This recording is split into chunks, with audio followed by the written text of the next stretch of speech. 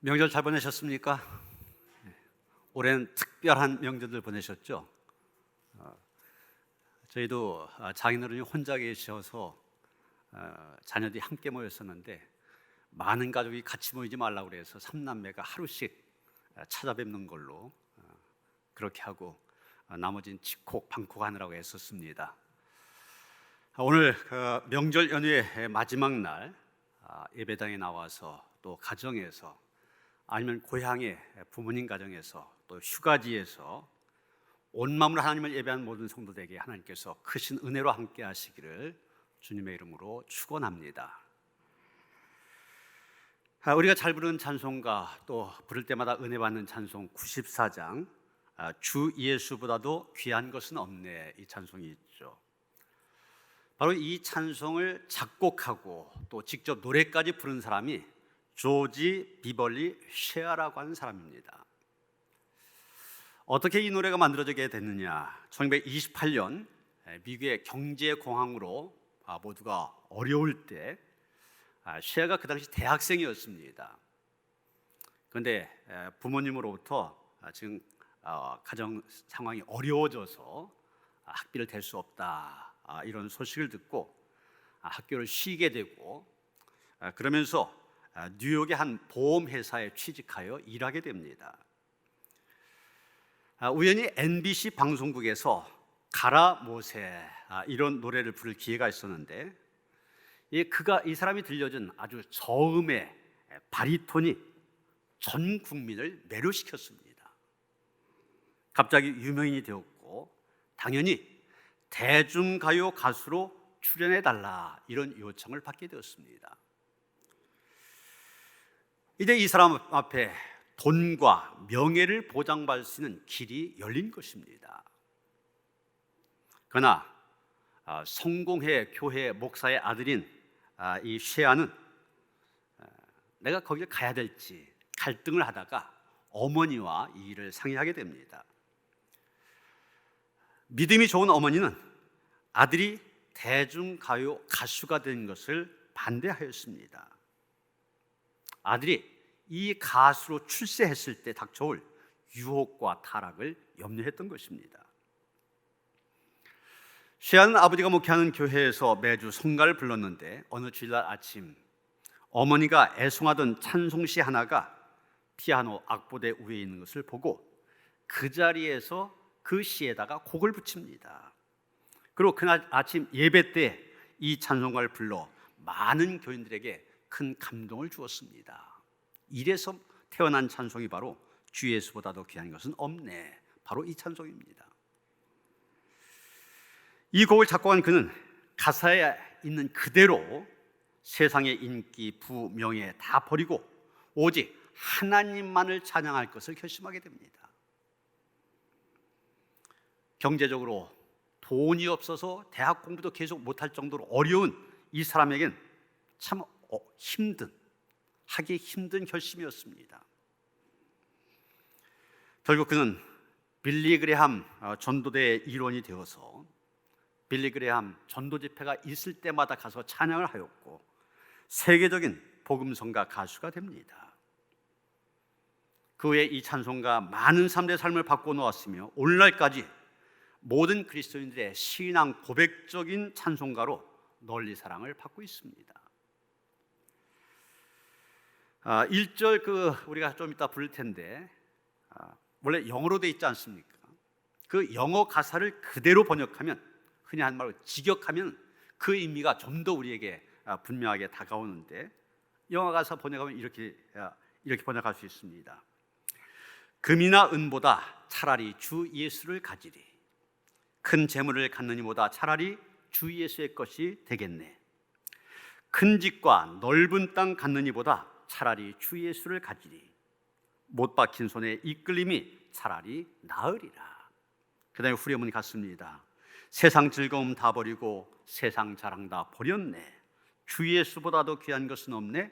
주 예수밖에 없네. 여러분, 오늘 우리에게 주어진 본문에서 바울이 얘기하고자 하는 것이 바로 이것입니다. 한마디로 얘기하면 주 예수보다 더 귀한 것은 없다고 한 것입니다. 그러나 우리가 과거에 바울의 여러 가지 모습을 보면은 사실 바울에게는 주 예수보다 더 귀한 것이 많았던 사람입니다. 그것을 본문 4절부터 6절에 보면 바울은 이렇게 얘기하고 있습니다. 만일 누구든지 다른 이가 육체를 신뢰할 것이 있는 줄로 생각하면 나는 더욱 그러하리니 나는 8만의 할례를 받고 이스라엘 족속이요 베냐민 지파요 히브리인 중에 히브리인이요 율법으로는 바리새인이요 열심으로는 교회를 박해하고 율법의 의로는 흠이 없는 자라. 여러분, 지금 이 말씀은 바울이 자기가 예수를 만나기 이전 자기의 모습을 그대로 묘사한 내용입니다. 내용을 보면 어떻습니까? 인간적으로 보면 바울이라고 한 사람, 내세울 것이 너무나 많은 사람임을 보게 됩니다. 육체적으로 신뢰할 것 더 많다고 했는데 육체적인 면에서 보면 다른 사람보다 난 훨씬 더 뛰어나다는 거예요. 물론 그 가운데는 선천적으로 그에게 주어진 것들도 있고 후천적으로 자기가 노력해서 얻은 것도 있습니다. 그러나 선천적인 것이든 후천적인 것이든 그 당대 어떤 사람과 비교할 수 없는 완전한 조건을 갖췄던 사람, 그가 바로 바울이었습니다. 요즘 쓰는 말로 하면 바울, 금수저에 해당되는 그런 사람이라 말할 수 있을 것입니다. 자기는 난지 8일만에 할례 받았다고 했지 않습니까? 자기는 태어날 때부터 구별된 사람이라는 얘기입니다. 요즘 말로 하면 모태신앙 가진 사람이다, 그런 얘기죠.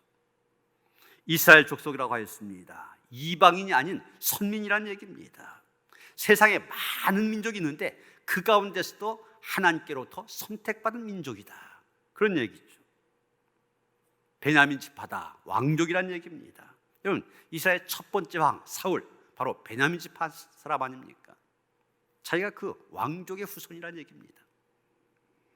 히브리인 중에 히브리인이라고 하였습니다. 문화적으로나 언어적으로나 순수한 혈통, 100% 순수 혈통 히브리인이라는 얘기입니다.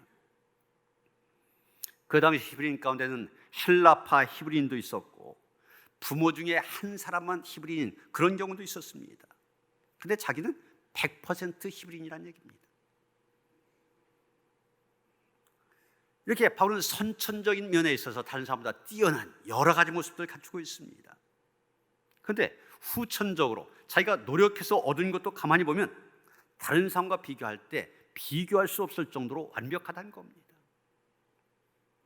율법으로는 바리새인이라고 했습니다. 당시 바리새인은 유대인 가운데서도 한 6천 명 정도밖에 되지 않았습니다.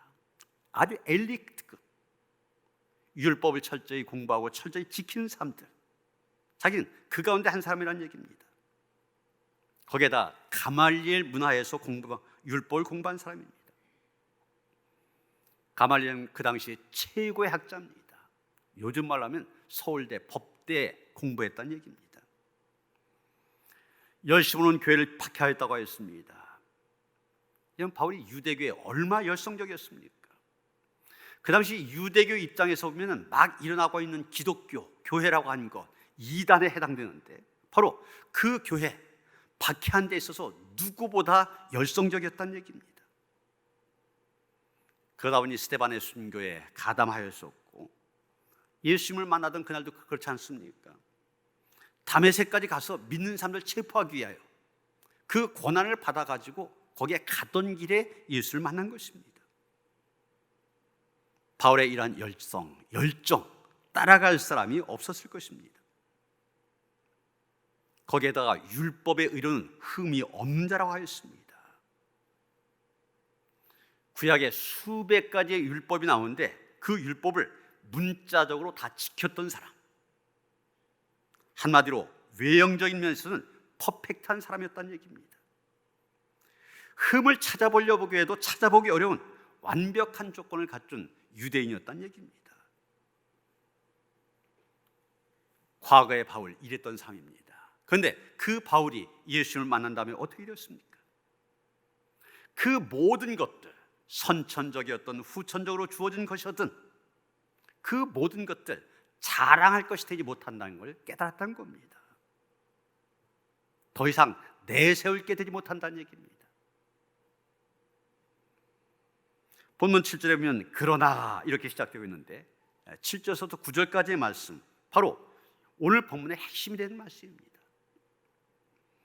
그러나 무엇이든지 내게 유익하던 것을 내가 그리스도를 위하여 다 해로 여길 뿐더러 또한 모든 것을 해로 여김은 내 주 그리스도를 아는 지식이 가장 고상하기 때문이라.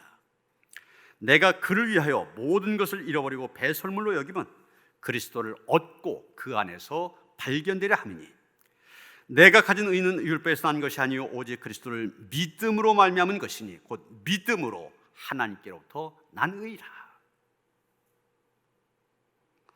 여기 보면 바울이 사용한 단어 유익과 해라고 하는 단어가 나오는데 이것은 상업적인 용어입니다. 장사를 해서 이득을 보는 것과 손실을 보는 것을 얘기하는 것입니다. 여러분 장사꾼들, 소대에서 장사하시는 분들 다 마찬가지입니까? 항상 이득 보기를 원하지 손해 보는 것 원하지 않습니다. 기업이라고 하는 것, 이득을 창출하기 위해서 존재하는 것입니다.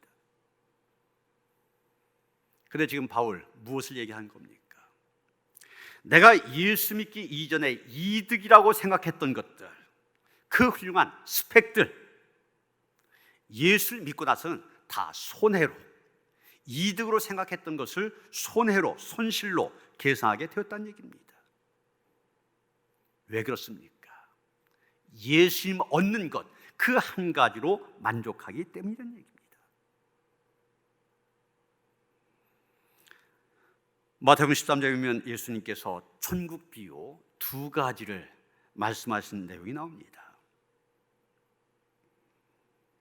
밭에 숨겨진 보화를 발견한 농부가 있습니다. 말 그대로 밭에 숨겨졌던 보화를 발견했습니다. 이 사람이 어떻게 했습니까? 돌아가서 자기의 모든 소를 다 팔아서 그 밭을 샀다고 했습니다. 왜 그렇습니까? 밭에 보화가 숨겨져 있기 때문에 그 밭보다 더 귀한 것, 더 중요한 것 없기 때문입니다. 또 값진 진주를 발견한 장사꾼이 나옵니다. 이 장사꾼도 똑같이 행동하였습니다. 값진 진주를 발견한 이상 이제 다른 소유는 아무런 의미가 없게 되었습니다. 그래서 모든 소유를 다 팔아서 그 값진 진주를 샀던 것입니다. 지금 바울이 숨겨진 보화를 발견한 농부나 귀한 진주를 발견한 상인과 똑같은 행동을 하고 있습니다. 바울이 예수님이라는 보화를 발견하였습니다. 그 다음에 어떻게 하였습니까? 이전에 자기에게 유익하다고 생각하던 모든 것들 잃어버리고 심지어 배설물로 여긴다고 하였습니다. 우리가 보기 쉽게 배설물로 번역하였지 어떤 번역이면 쓰레기 더미 이렇게 번역하였고 심지어는 똥이라고 번역한 그런 성경도 있습니다. 직설로 그대로 번역한 거죠. 쓰레기 더미, 똥 무슨 얘기입니까? 미련 없이 버리겠다는 그런 의미가 담겨 있습니다. 가장 귀한 것을 얻었기 때문에 다른 것들 이제 가치가 없이 되었다는 얘기입니다. 여러분, 바울이 왜 그렇게 하였습니까? 아니, 어떻게 바울은 그렇게 할 수 있었습니까? 바울은 그리스도 예수를 아는 지식이 가장 고사하기 때문이라 그렇게 말합니다. 또 이어서 오직 그리스도를 얻고 또는 그 안에서 발견되려 하기 위해서다 이렇게 얘기하고 있습니다. 예수님은 절대적이시고 그 예수님에 비해 다른 건 다 상대적입니다. 비교가 불가능한 것입니다. 존귀하신 예수를 만났기 때문에 다른 모든 것들 다 없어도 된다는 것입니다. 예수를 알고 나니 바울이 과거에 자랑스럽게 여겼던 모든 것들 이제는 별 가치가 없어 보입니다. 그래서 다 배설물처럼 버렸습니다. 그리스도를 안 다음부터 바울은 과거의 자랑이 덧없음을 느꼈습니다. 예수님을 믿음으로 얻는 의를 발견한 다음부터 그 옛날 그 율법을 지켜보려고 얼마나 지독하게 열심을 냈었습니까? 그런 것들 다 부질없는 것임을 깨닫게 된 것입니다. 가장 귀한 것을 안 다음에 덜 귀한 것들 미련 없이 버린 것입니다. 어떤 스승이 제자에게 진귀한 보석 하나를 주면서 말합니다. 이 보석을 시장으로 가져가서 값을 물어봐라.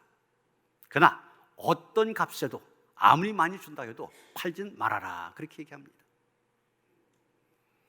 제자가 제일 먼저 과일 가게로 가서 주인에게 물었습니다. 이 보석에 대한 대가로 무엇을 주겠습니까? 오렌지 2알을 주겠네. 과일 가게 주인이 대답합니다.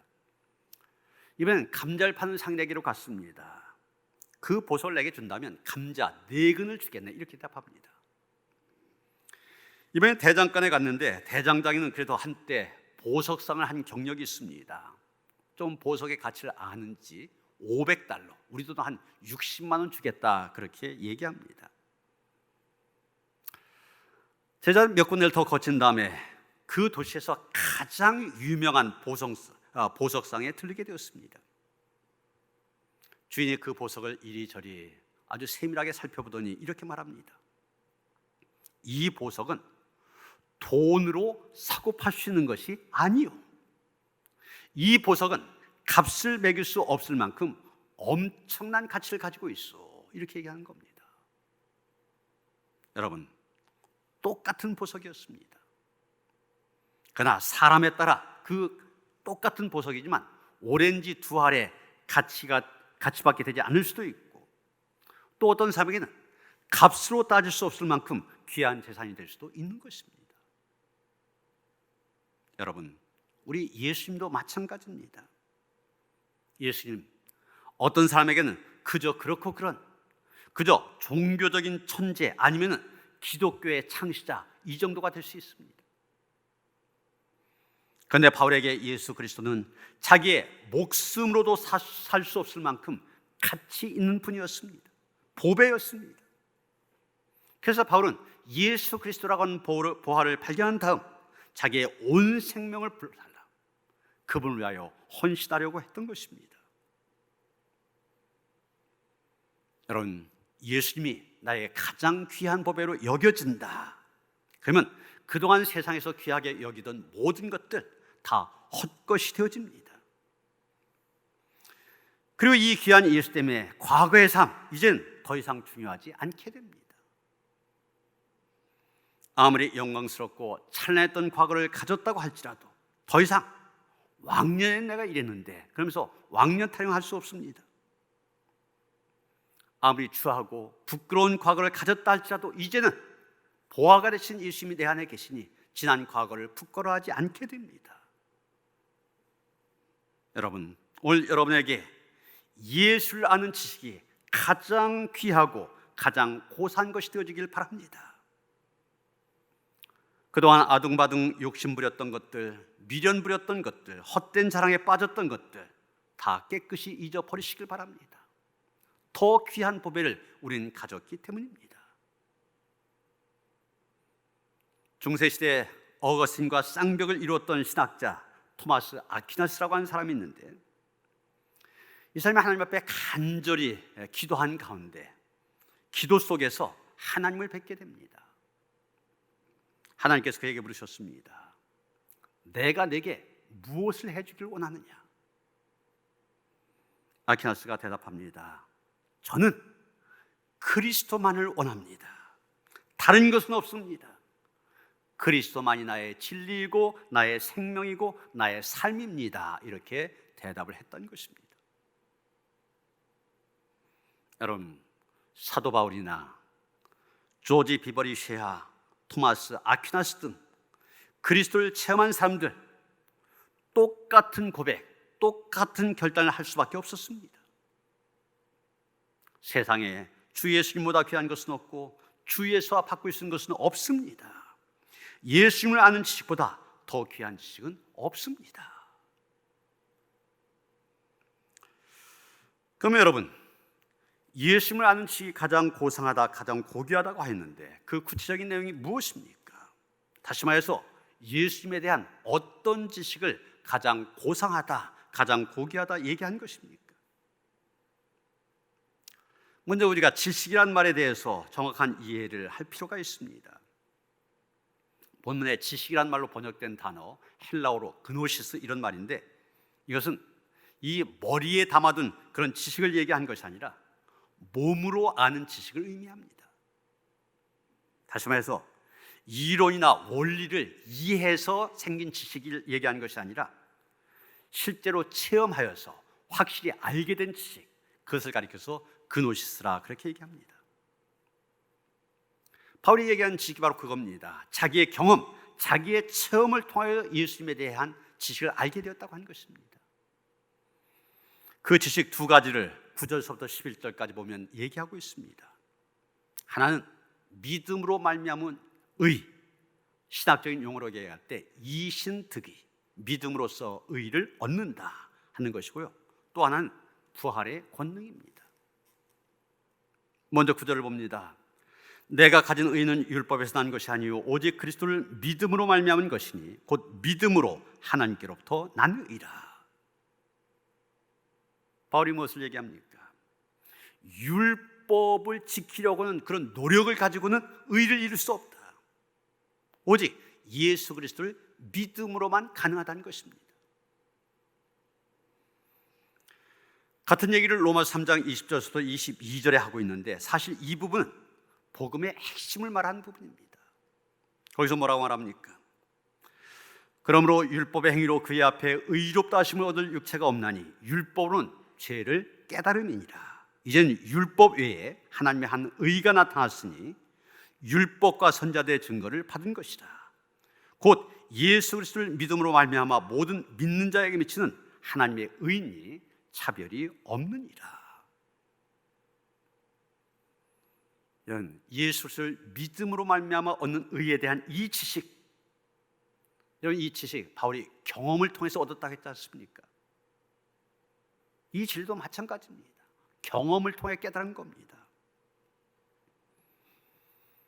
바울은 자기에게 선천적으로 주어진 유리한 것들이 있었죠. 또 후천적인 노력으로 얻은 것들이 있었죠. 그런 것들을 총동원해서 의로워지려고 많은 노력을 기울였습니다. 그러나 실패했습니다. 결과적으로 그리스도를 대적하는 사람이 되어지고 심지어는 살인에 동조하는 사람이 되었습니다. 율법이 바울로 하여금 죄를 깨닫게는 하였지만 의롭게 만들어주지 못한 것입니다. 그래서 바울은 그 어떤 노력으로도 내 스스로 의롭게 될 수 없다, 이것을 확실히 깨닫게 된 것입니다. 반면에 깨닫게 된 것이 무엇입니까? 오직 죄 없으신 분으로서 죄를 위하여 십자가에 대신 죽으시고 부활하신 예수 그리스도, 그 예수 그리스도를 믿음으로 의롭게 된다고 하는 것, 이것을 확실히 깨닫게 된 것입니다. 종교개혁자 마틴 루터도 바울과 비슷한 고민과 경험을 했던 사람입니다. 루터는 아버지의 소망대로 법학을 공부하고 장래가 촉망되는 변호사가 되었습니다. 그런데 그 아버지를 실망시킨 사건이라 합니다. 변호사를 그만두고 수도사가 된 것입니다. 친구의 죽음이 큰 영향을 끼쳤습니다. 그는 금식도 하고 잠도 자지 않으며 기도하는 등 고행을 통하여서 의롭게 되려고 노력을 하였습니다. 그러나 실패했습니다.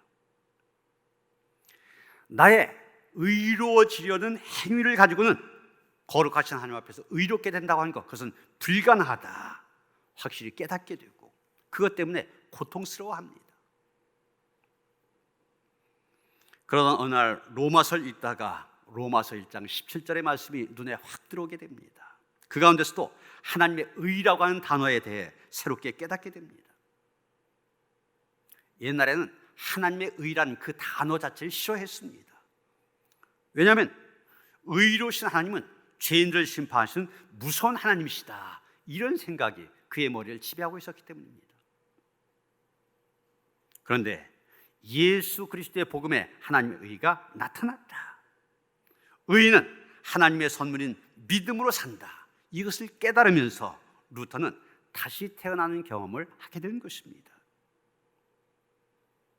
옛날에 자기 스스로 의로워지려고 애를 썼을 때는 실패였지만 예수 그리스도를 믿음으로 의롭다 인정을 받을 수 있게 된 것입니다. 여러분, 지금도 믿음으로 산다는 사람들의 문제가 무엇입니까? 바울처럼, 루터처럼 완전했던 사람도 이룰 수 없었던 방법을, 그래서 다 해로 여기고 배설물처럼 버리겠다고 한 것을 바울보다 훨씬 부족한 사람들이 그것을 사용하려고 한다고 하는 것입니다. 즉 자기 의를 주장하고 교만하고 헛된 자부심에 빠진 사람들, 그런 것을 통하여 자기들이 의롭게 된다고 생각하는 사람이 나타난 것입니다.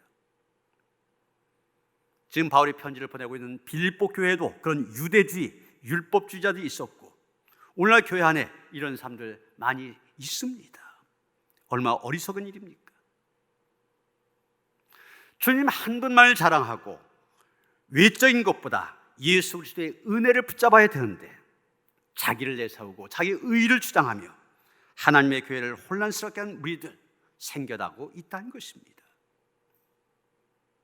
이것에 대해 바울은 분명히 얘기합니다. 그거 아니다. 율법을 지키는 나의 노력으로는 도저히 의로워질 수 없다. 우리의 죄를 사하시기 위하여 십자가에 달리신 예수 그리스도, 그분을 믿음으로만 의로워질 수 있다는 것입니다. 이제 본문 마지막 두 절인 10절 11절에서 바울은 그리스도로 말미암아 의롭게 된 것에 감사하면서 궁극적인 소원 한 가지를 얘기하고 있습니다. 내가 그리스도와 그 부활의 권능과 그 고난에 참여함을 알고자 하여 그의 죽으심을 본받아 어떻게 했은지 죽은 자 가운데서 부활에 이르려 하노니. 여기 특별히 눈에 띄는 단어가 죽음이란 단어와 부활이란 단어인데, 사실 바울은 늘 죽음과 그 이후의 부활에 대해서 의식하며 살았던 사람입니다. 아마 바울이 극심한 고난 속에 살았고 지금 이 편지를 쓴 것도 지하의 감옥 아닙니까? 그렇게 살다 보니까 그랬는지 모릅니다. 그러나 분명한 것은 바울의 모든 삶의 궁극적인 목표는 허무한 죽음으로 그대로 끝난 것이 아닙니다. 죽음으로 끝난 것이 아니라 그날 죽은 자 가운데서 부활에 이르는 것이 이르라는 사실을 그는 믿고 있었습니다. 이것이 바울이 갖고 있던 궁극적인 목표였습니다. 아무리 이 세상에서 건강하게 살고 출세하고 떵떵거리며 산다 할지라도, 여러분 누가복음에 부자와 나사로 이야기 나오지 않습니까? 죽음 후에 그 이야기에 나오는 부자처럼 지옥의 형벌 속에 있다면 그게 무슨 의미가 있겠냐? 반대로 이 땅에서 가난하고 병들고 온갖 고난 속에 살아간다 할지라도 그날에 영생의 부활에 이를 수만 있다면 그 사람 더 복된 사람이라 말할 수 있을 것입니다. 바울은 그날의 부활에 이르기 위하여 두 가지를 강조하고 있습니다. 하나는 그리스도의 부활의 권능을 깨닫는 것이고, 다른 하나는 그리스도의 고난에 동참한 것입니다. 이런 예수님 죄가 없으셨던 분인데 재판에서 사형 선고를 받고 십자가에서 죽으셨습니다. 성경 그것이 바로 우리의 죄 때문이다 이렇게 증거하고 있습니다. 그런데 중요한 것은 예수님은 죽음으로 끝난 것이 아니라 그 죽음을 이기고 부활하셨다고 하는 것입니다. 죽은 지 사흘 만에 무덤을 여시고 다시 살아나셨습니다. 바로 이 부활의 권능을 깨달을 때 예수 그리스도가 유일한 구원자시요 만왕의 왕이 되심을 믿을 수 있게 되는 것입니다. 그 믿음을 가질 때 지금의 모든 악이라든지 죄에 굴복하지 않을 수 있으며 장차 부활의 몸을 입게 될 소망을 갖게 된 것입니다. 이것은 단순한 그저 부활에 대한 교리 가운데 하나가 아닙니다. 우리가 항상 믿고 기억해야 될 진리입니다. 그리스도의 부활의 권능을 깨닫는 사람은 이제 그리스도의 고난에 동참한 삶을 날마다 살아야 한다고 얘기합니다. 어떻게 보면 이것이 오늘 본문에서 바울이 전하고자 하는 메시지의 핵심 가운데 하나라고 말할 수 있을 것입니다. 우리 그리스도인 고난을 회피해서는 안 된다는 것입니다. 예수님이 부활을 바라보고 십자가의 길을 기꺼이 걸어가신 것처럼 우리 역시 그의 죽으심을 본받아 날마다 제 십자가를 지고 고난의 길을 걸어가야 한다는 것입니다. 이것이 바로 그리스도의 고난에 동참하는 것입니다. 땅에 떨어져 죽어야 열매를 맺는다는 예수님의 한 알의 밀알의 비유, 오늘도 여전히 진리입니다. 내가 진실로 진실로 너에게 이르노니 한 알의 밀이 땅에 떨어져 죽지 않으면 한 알 그대로 있고 죽으면 많은 열매를 맺으리라. 그래서 바울은 말합니다. 내가 그리스도와 함께 십자가에 못 박혔다. 또 얘기합니다. 나는 날마다 죽노라. 사랑하는 성도 여러분, 우리에게도 가장 고사한 것이 무엇입니까? 바로 예수 그리스도 통한 구원의 진리입니다. 사도 바울은 육신적으로 자랑할 것이 많았습니다. 그러나 그리스도를 만난 다음에 그리스도를 아는 것이 가장 귀하기 때문에 다른 것은 다 잃어버리고 배설물을 여기겠다 선언하였습니다. 오직 예수님만을 자랑하겠다는 것입니다. 오직 예수님 한 분이면 충분하다는 것입니다. 바라기는 우리 모두들 똑같은 고백할 수 있기를 바랍니다. 예수님을 붙드시길 바랍니다. 다른 무엇 때문이 아니라 예수님 때문에 기뻐하고 예수님 때문에 나는 죽어지고 그래서 그 예수님만 높이며 살아가는 그런 성도들 되어주시기를 주님의 이름으로 축원합니다. 하나님 감사합니다. 세상에서 가장 귀한 법에 예수님을 내 안에 모시고 살아가는 복된 인생, 보배로운 인생 되게 하시니 감사드립니다. 가장 고상한 것, 가장 고귀한 분 예수님을 내 안에 모셨으니 더 이상 우리가 하나님 이 세상 살아갈 때 세상 부러워하지 말게 하시고 세상의 것들에 대해서 욕심내지 말게 하시고 주님 한 분만으로 만족하며 그분의 뒤말 따라 살아갈 수 있는 복된 삶, 구원의 삶, 영생의 삶이 될 수 있도록 함께 하시옵소서. 예수 그리스도 이름 받들어 기도하였사옵나이다. 아멘.